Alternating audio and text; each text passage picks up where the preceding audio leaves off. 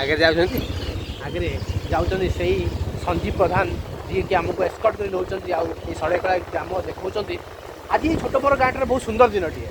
ଆଜି ବହୁତ ଖୁସି ଲାଗୁଛି ଯେ ଆମର ଯେଉଁ ଓଡ଼ିଆ ଭାଇ ଆମକୁ ଏଇ ଗାଁଟିକୁ ସମ୍ପୂର୍ଣ୍ଣ ଭାବେ ବୁଲିକି ଦେଖାଉଛନ୍ତି।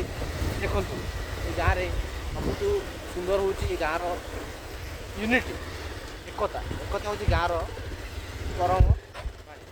ଏକତା ବିନା ଏ ଗାଁର କୌଣସି ମଣିଷ ରହନ୍ତି ନାହିଁ। ଆଜି ଓଡ଼ିଆର ଅସ୍ମିତାକୁ ଏମାନେ ବଜାୟ ରଖିଛନ୍ତି। ଅବିଭାଜ୍ୟ ଓଡ଼ିଶାର ନହେଇ ମଧ୍ୟ, ଝାଡ଼ଖଣ୍ଡର ହେଇ ମଧ୍ୟ, ଅବିଭାଜ୍ୟ ହୋଇ ମଧ୍ୟ ସେ ଆଜି ଓଡ଼ିଆ ଅସ୍ମିତାକୁ ସେମାନେ ବଜାୟ ରଖିଛନ୍ତି। ଯାହା ହଉ ଆଜି ତ ସନ୍ଧ୍ୟା ହେଇଗଲାଣି।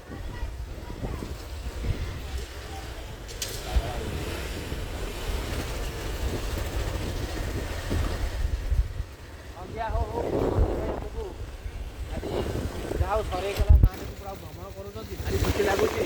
ଯାହା ହଉ ତାଙ୍କ ବହୁମୂଲ୍ୟ ଟାଇମ୍ଟି ଆମକୁ ଦେଉଛନ୍ତି। କ'ଣ କହୁଛନ୍ତି କ୍ୟାମେରାମ୍ୟାନ୍? ହଁ ଭାରି ଖୁସି ଲାଗୁଛି। ସଞ୍ଜୀବ ଭାଇ ଆମକୁ ବୁଲଉଛନ୍ତି ଗାଁଟିକୁ। ଏଇଟା ଆମ ପାଇଁ ବହୁତ ବଡ଼ କଥା। ନିଃସ୍ୱାର୍ଥ ରୂପେ ଯେଉଁ ଭାବନାଟା ତାଙ୍କୁ ରଖିଛନ୍ତି, ପାନରେ ଖାଇକି ସେ ଖିଲି ଖିଲି ହେଇଯାଉଛନ୍ତି।